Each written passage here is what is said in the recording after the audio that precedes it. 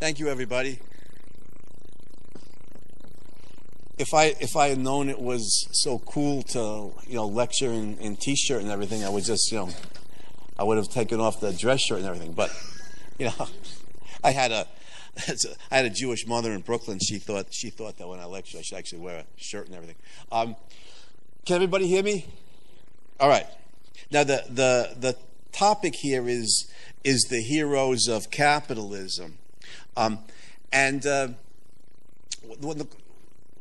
of the questions, the question I want to focus on is wealth and how did we create it? So, a lot of people think wealth is money.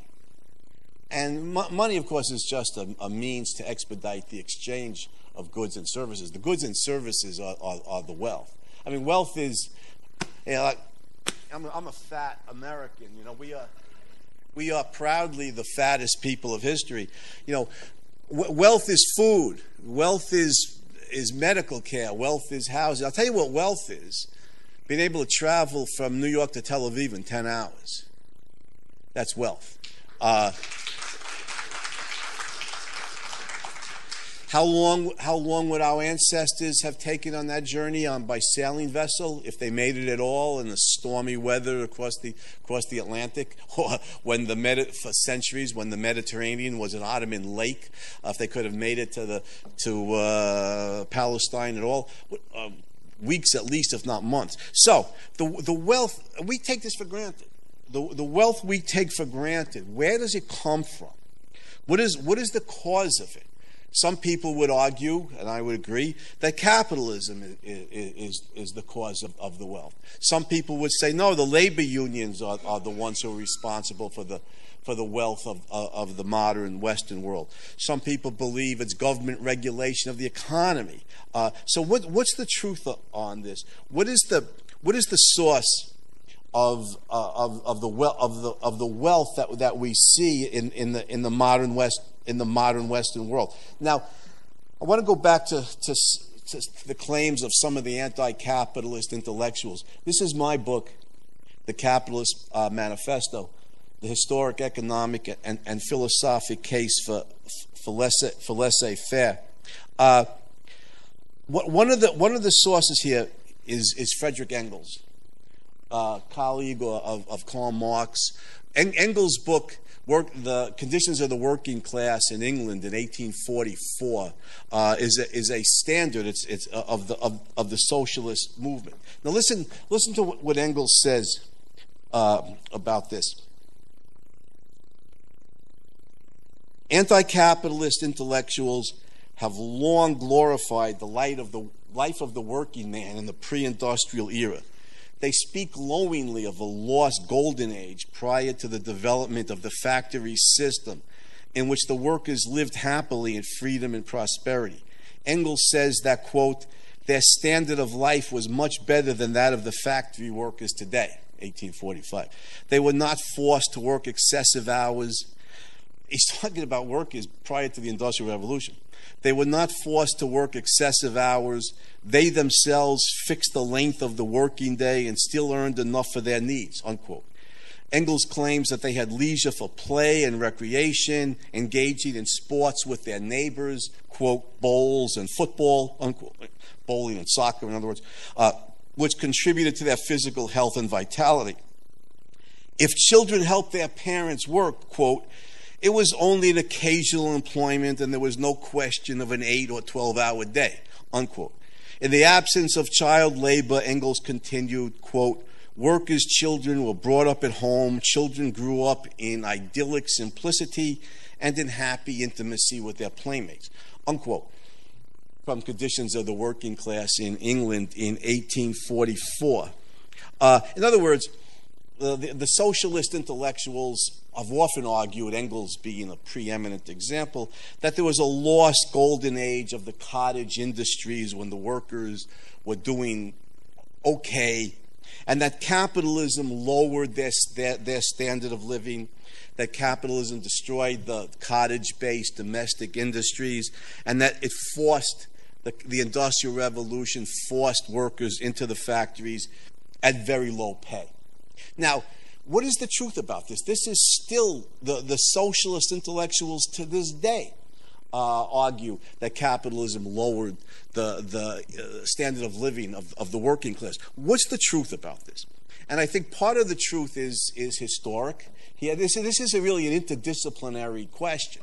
Part of the truth here is historic, part of it's economic, and above all is the philosophy. And I assume many people here have read Ayn Rand, so you know Ayn Rand's point, which I'm going to get to at the end. But what's the truth regarding the living conditions of the pre-capitalist, pre-industrial masses?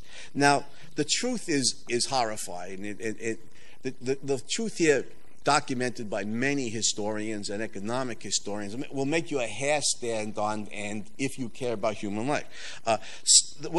What's the truth? The truth is that throughout the world, including in Europe, including in Great Britain, on the eve of the Industrial Revolution, late 18th century, there was a starvation-level poverty. Those are the pre-capitalist living standards. It was literally starvation level. In fact, we'd have to go to Africa today, maybe Somalia. I think the life expectancy in Somalia today is in the 30s. That's what it was in England in 1760, on the eve of the Industrial Revolution. The life expectancy was in the mid-30s. And famine was a big part of the reason why so many people died so young. The Italian historian Carlo Cipolla wrote a book entitled Before the Industrial Revolution. And one of the images that sticks in my mind from Professor Cipolla's book is he talking about people found dead by the side of the road with their mouth clenched in the grass, trying to eat the grass, and dying of starvation. The great French historian Fernand Braudel, in his capitalism trilogy, The Wheels of Commerce and the Structures of Everyday Life, Professor Braudel talks about the widespread famine of pre-industrial Europe, the so-called lean, for example, the lean years in Scotland. I'm going to talk a lot about Scotland tonight. The 1690s, when literally tens of thousands of people starved to death. Literally tens of thousands in a country whose population was less than 2 million. The Finnish famine of the 1690s, turn of the 18th century, where Braudel points out that fully 1/4 to 1/3 of the entire population in Finland died in several years. In fact, Braudel calls it, quote, what does he say? If we're talking about measuring calamities in terms of human suffering, Braudel says, quote, the Finnish famine was the most terrible event in European history, unquote. He doesn't even qualify it. And this is Braudel we're talking about, one of the leading historians writing in the 20th century. Doesn't even qualify it. Doesn't say that was one of the most terrible events of European history. He says it was the most terrible event in European history. Millions of people, 25 to 33% of the country's entire population gone in a matter of a year or two from famine, from starvation. Of course, the 1690s were a particularly cold decade in the Northern Hemisphere.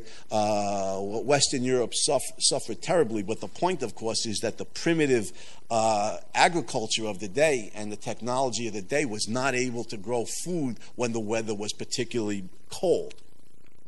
Angus Madison, the leading economic historian, in his book Phases of Capitalist Development, Professor Madison points out that Europeans prior to the Industrial Revolution, again, including Great Britain, the land of Locke, Newton, and the Glorious Revolution, the most advanced country on the European continent, probably in the world, that people lived on roughly $200 to $300 per year. That is the overwhelming preponderance of the human population worldwide, including Western Europe, was living on substantially less than $1 a day prior to the Industrial Revolution. Now I think of this as third world Europe. Forgive me for using a term created by Mao. But third world Europe. Again, we would have to go to parts of Africa today to witness the kind of poverty that was prevalent in Europe right up until the eve of the Industrial Revolution in the late 18th century. In fact, there's nowhere on earth today, Africa or any place else, that's as miserably poor as Europe was back then, because anywhere in Africa, even Somalia or anywhere, there's some benefit of modern medicine, of automobiles and airplanes and computers and the internet and modern means of agriculture, none of which existed in England in the 18th century, early 18th century, for the simple reason none of those things had yet been invented. They're all products of the capitalist era. So, now why is this? The simple answer to the question is muscle power rather than machine power. People are growing food, attempting to grow food or build houses or make clothing on handlooms. They're creating consumer goods by the power of human muscles and or the additional power of draft animals like oxen or horses. There's no machine power.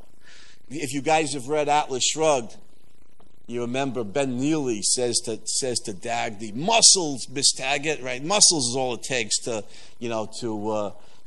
build stuff or create wealth in the world." Ayn Rand mocking Marx, of course, here, and the idea that manual labor is the primary source of wealth creation. Well, if you want to see muscle power and nothing but muscle power in human and or animal muscle power in the attempt to create wealth, that's the pre-industrial revolution. And by muscle power, the amount of wealth that you could create is minimal. So there's no machine power yet.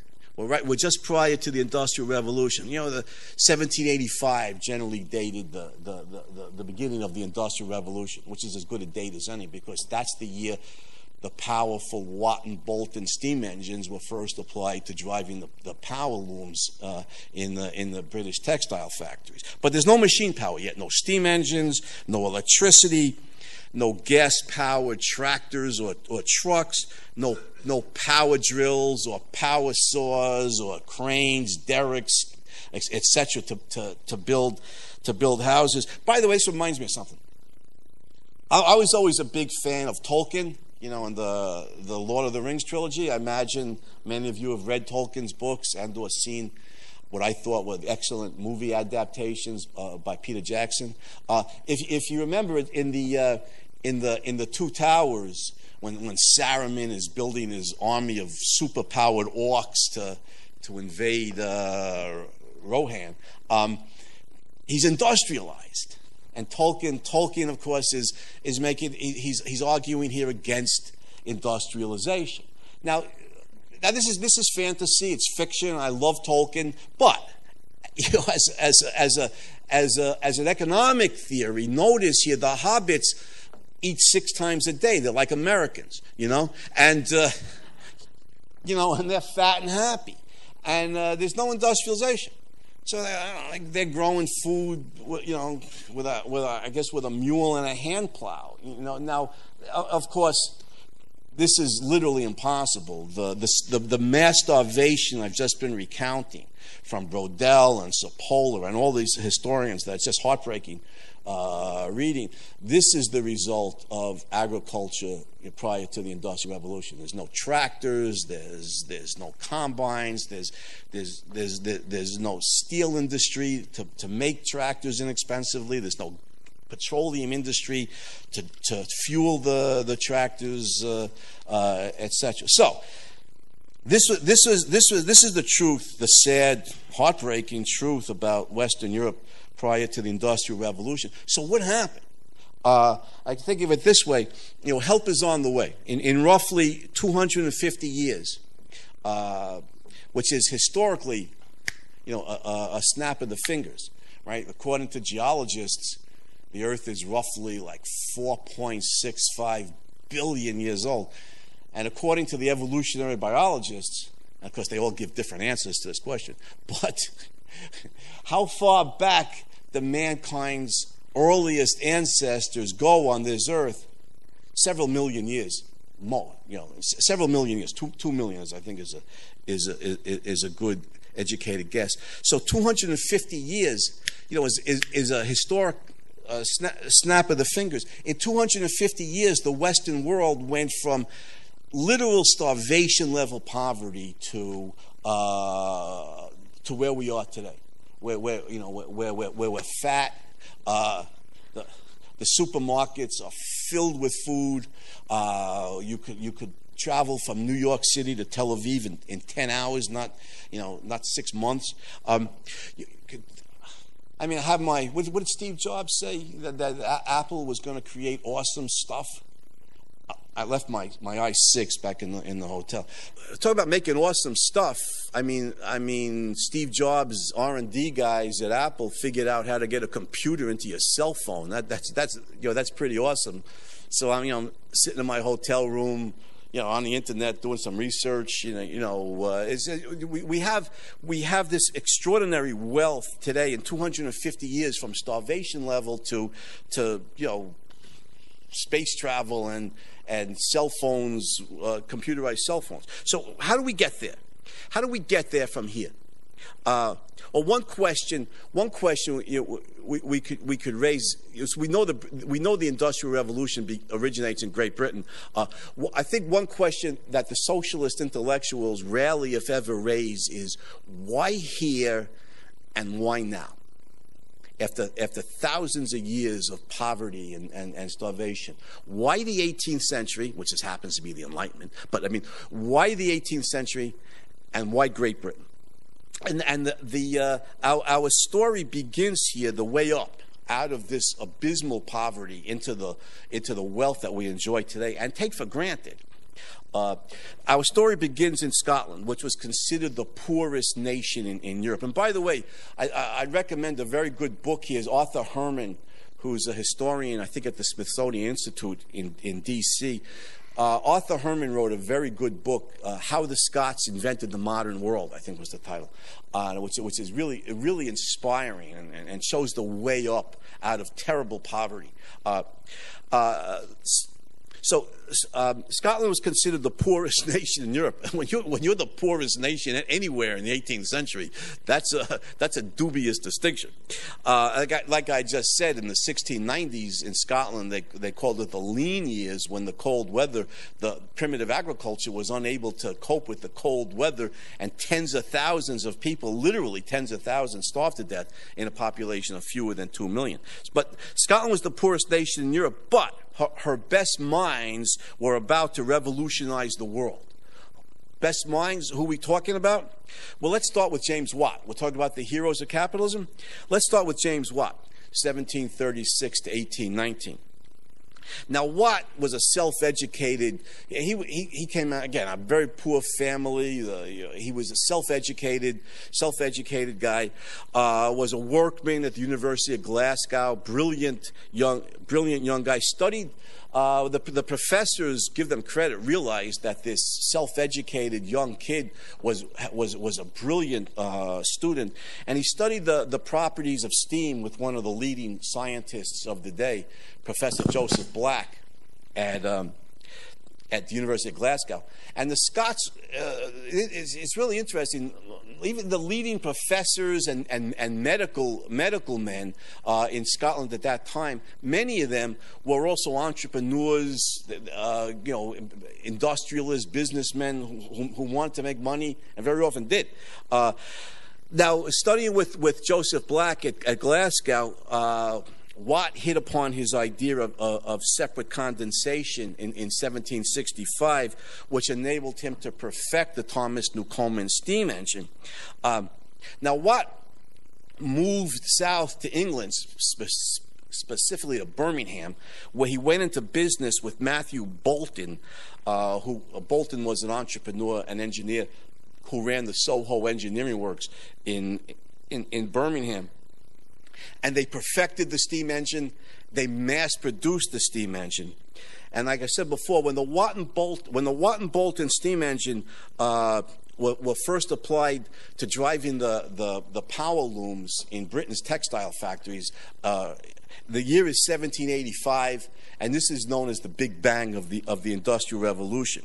Now, what that does, of course, starting in the textile industry, the creation of cotton clothing, and then expanding to other industries, is the application of machine power now, and not just muscle power or the power of rivers and streams, but machine power, steam engine power, enables the factories to create a massive supply of cotton clothing. In fact, Paul Johnson, the English historian, points out that by 1812, this is just 27 years later, and in the midst of the Napoleonic Wars, when Britain's manufacturing facilities were necessarily devoted very often to the production of armaments. Even so, the ability, the steam engine gave the British to create more and more massive supply of consumer goods, dropped the price of cotton yarn down to,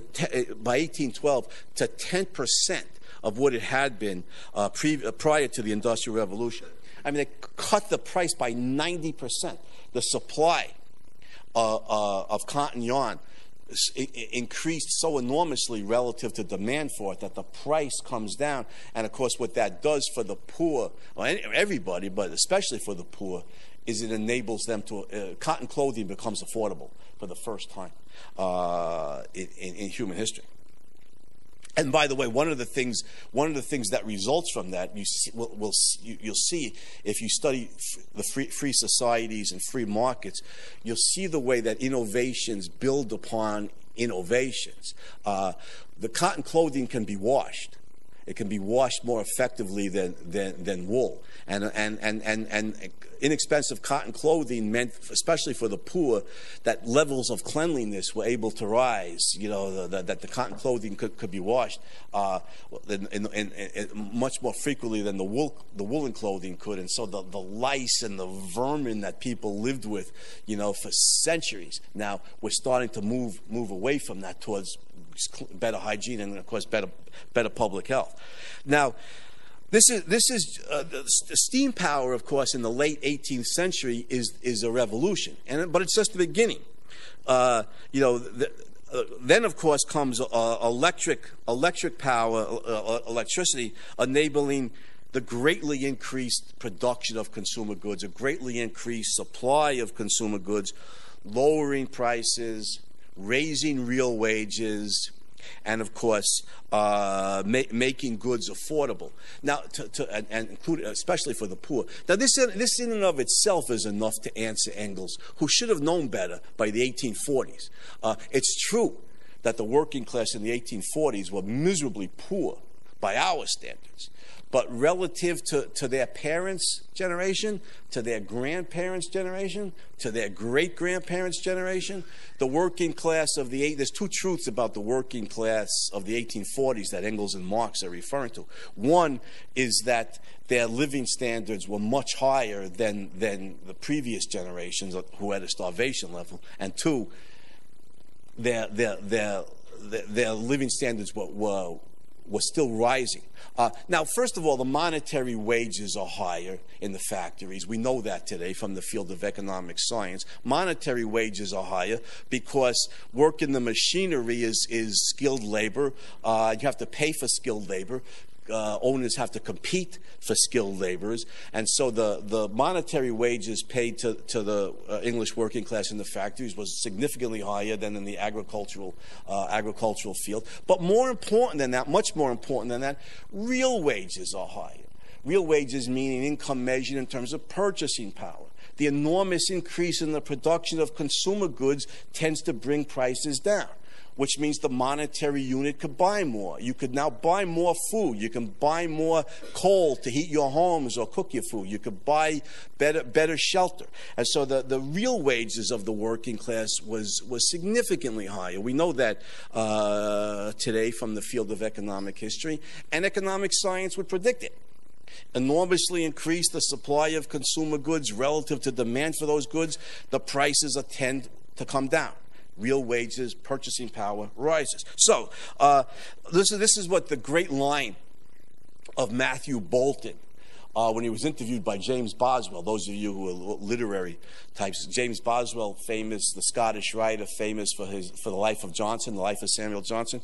Matthew Bolton says, when interviewed by James Boswell, let me get the exact quote. Interviewed at the Soho Engineering Works, Bolton says proudly, "I sell here, sir, what all the world desires to have: power." Now, that should be the motto of industrial capitalism. I sell here what all the world desires to have: power.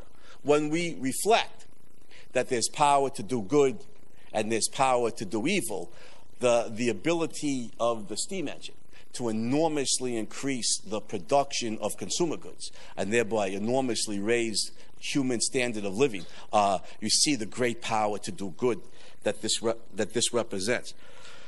Now, what is so striking about 18th century Scotland and what they called the Scottish Enlightenment, what's so striking, it's funny, when I was in high school, they still kind of sort of taught history a little bit. I don't think they teach history much in the American high schools anymore, but they still taught it a little bit. But they taught the Enlightenment as primarily a French phenomenon. And you studied Voltaire and Diderot and D'Alembert and the Encyclopedia and all that's great stuff. But what I found out years later when I was researching this issue is that the Enlightenment is first, foremost, and always a British phenomenon, specifically Scottish.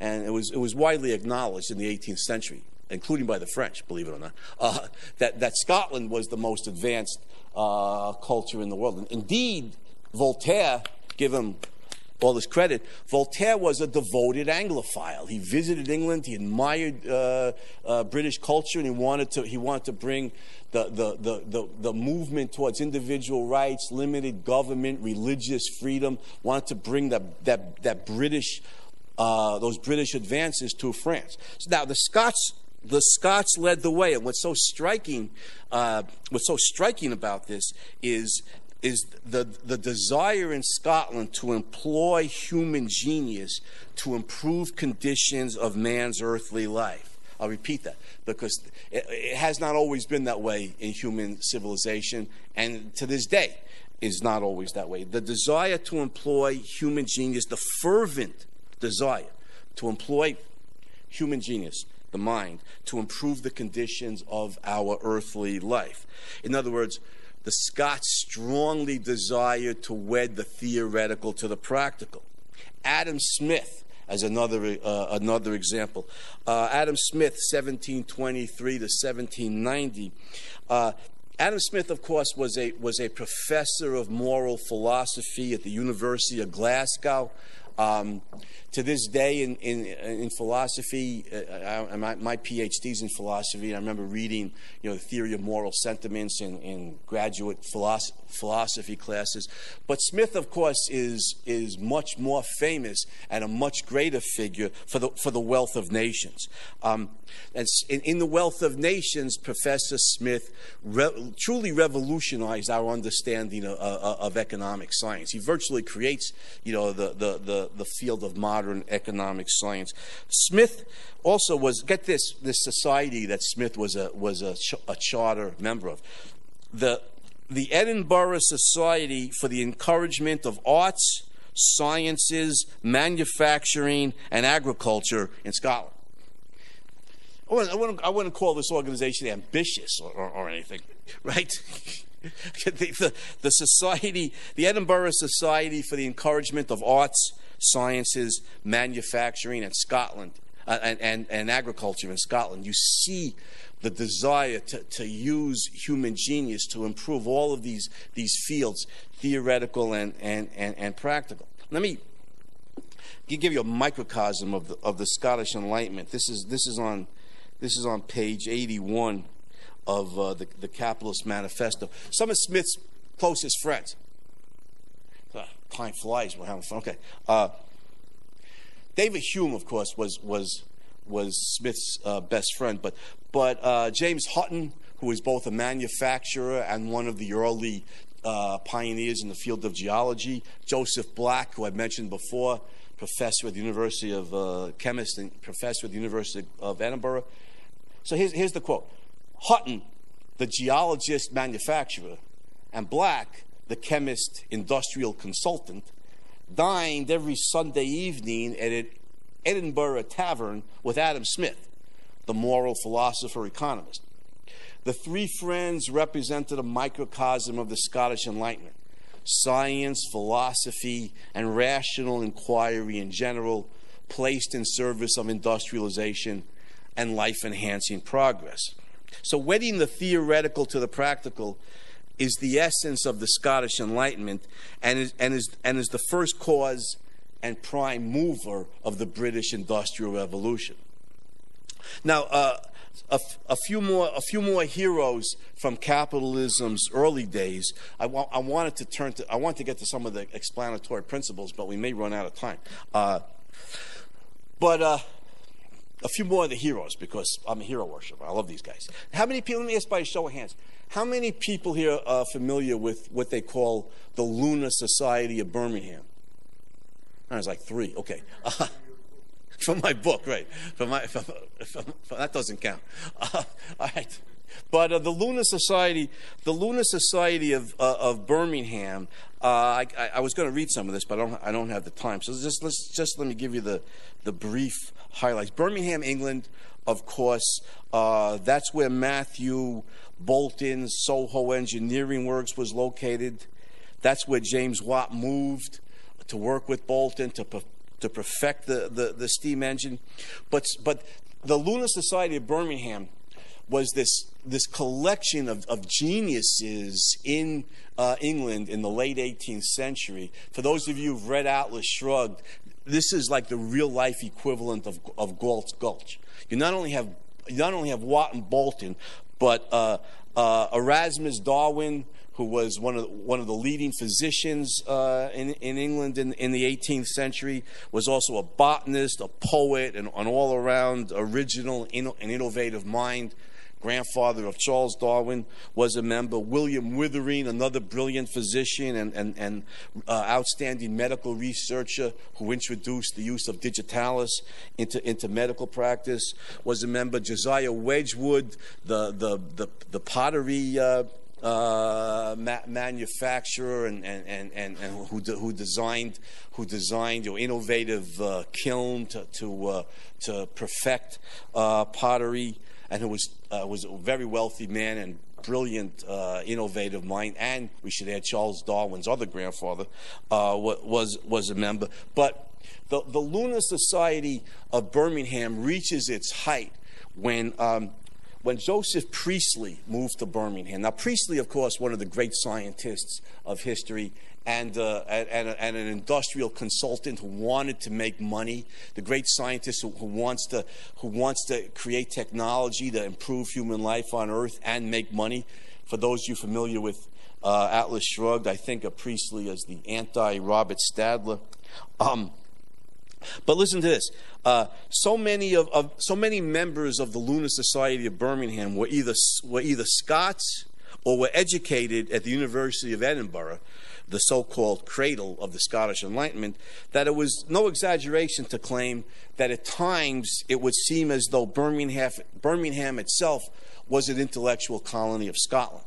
So the Lunar Society, in 2 minutes I can't do it justice, but like the famous Boaz Arad said, you can read the Capitalist Manifesto for more details. But the Lunar Society of Birmingham was this extraordinary collection of scientific, technological, medical, and industrial talent devoted to the same principles that Adam Smith's society was devoted to, namely the advance of science, technology, industrialization, agriculture, to raise living standards on the earth, and to make money.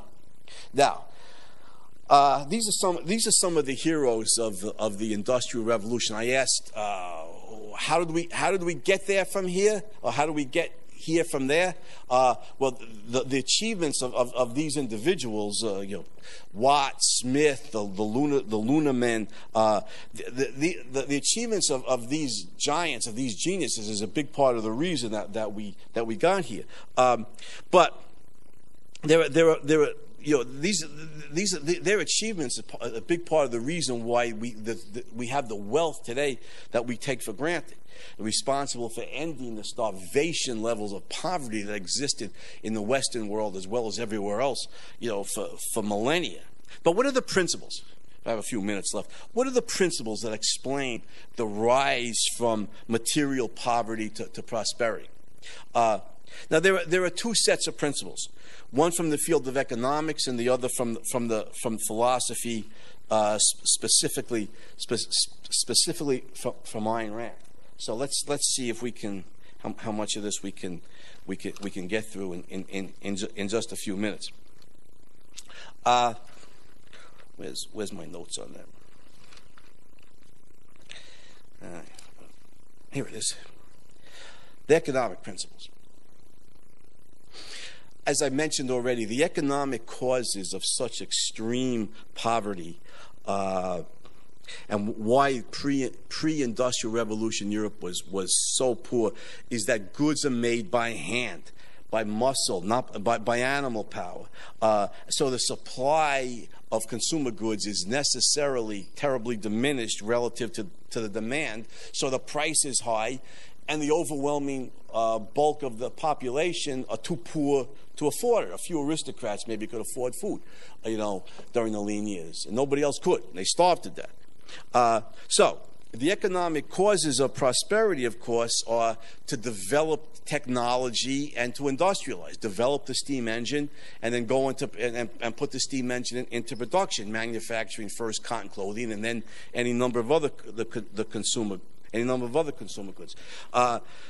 So the Watt and Bolt and steam engine, of course, and the mass production of clothing. But notice, as the Industrial Revolution expands in the 19th century, we move on to electric power, and then the petroleum industry, electric power. Of course, Thomas Edison, a major figure. The development of the petroleum industry. John D. Rockefeller at Standard Oil was a genius in the field of petroleum refinement,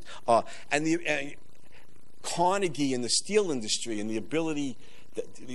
Henry Ford was, like I said, innovations build upon innovations. Henry Ford able to revolutionize the transportation industry for several reasons. One, he was a genius in that field, but two, Carnegie had mass-produced steel to such an extent that he brought the price of steel way down, making automobiles affordable. And, of course, Rockefeller had done the same in the petroleum industry, bringing the price of gasoline down to the point where the common man could afford, 5 cents a gallon or whatever gasoline cost 100 years ago. The common man, every man could afford it to power his automobile. It's mass production, and we shouldn't overlook again, how innovations build upon innovations. The advances wrought by Carnegie and Rockefeller, making possible the mass production of tractors, combines, farm equipment. American farmers weren't working the North 40 with a plow and a hand mule. They were using the latest technology that rolled off the assembly line at the John Deere plant. John Deere himself, an innovator who first applied the use of the new steel to plows. The inexpensive steel, the inexpensive gasoline made it possible for American farmers and eventually farmers all over the world to afford tractors and vastly increase agricultural yield. Like I said, the vast increase in the production of consumer goods raises real wages, which is made possible by machine power, which is applied mind power. Now, so if we ask economically, how is a country going to rise out of extreme poverty into wealth? The economic answer is we have to go through a scientific, technological, and industrial revolution. But how are we going to do that? And this is where Ayn Rand gives us the answer to this in Atlas Shrugged, where she establishes that Manual labor is part of the productive process, no doubt, but the mind is fundamental. The mind is the primary means by which human beings create the goods and services that support human life. All human values, food, clothing, medicine, housing, whatever, it depends upon mind power. And so the social condition that the free-thinking, innovative human mind requires, Rand argues in Atlas Shrugged, is individual rights. It's political, economic liberty. And in pre-capitalist Europe, of course, feudalism and the monarchy stifled the free-thinking mind. Examples abound. Galileo, of course, threatened with torture by the Inquisition. Bruno burned at the stake by the Inquisition. Voltaire imprisoned by the ancient regime. D'Alembert intimidated away from association with the encyclopedia by the ancient regime. Heretics burned at the stake by the thousands and their books. But the principle of individual rights slowly gaining currency in 17th century England and in Britain, codified and formed into a theory by John Locke, that individuals have the inalienable right to life, liberty, and property, Locke says, liberates the human mind. By the 18th century, and why here and why now? Yeah, why Britain? Good question. Notice Watt, James Watt, Adam Smith, Joseph Priestley, et al. They are now free to think whatever they want, to conceive any theory, to express it, act on it, invent technologies, start companies, Bolton, manufacture products, create wealth, both intellectual and material. In any dictatorship of any kind, the creative mind is stifled. Whether it's communism or fascism or theocracy. Think of it this way. If your life belongs to you, the principle of individual rights, if your life belongs to you, it follows that your mind belongs to you. And you are then free to think as you will, express your thinking as you will, create new products based on it, etc. Conversely, if your life belongs to the state, then your mind belongs to the state. And the only thinking you're permitted to do is that which is permitted by the state. And good luck with that if you're trying to live under Hitler, Stalin, Mao, or Khomeini, or whatever bastard happens to be in power. So under individual rights, freedom, the freedom of the capitalism, the mind, mankind's survival instrument, as Ayn Rand points out, the mind is liberated and wealth creation is maximized. So let me wrap this up because I know we're out of time. Why here and why now, I raised? Why Great Britain and why the 18th century? Well, we need two things to create wealth and create these living standards. One, we need a culture committed to reason.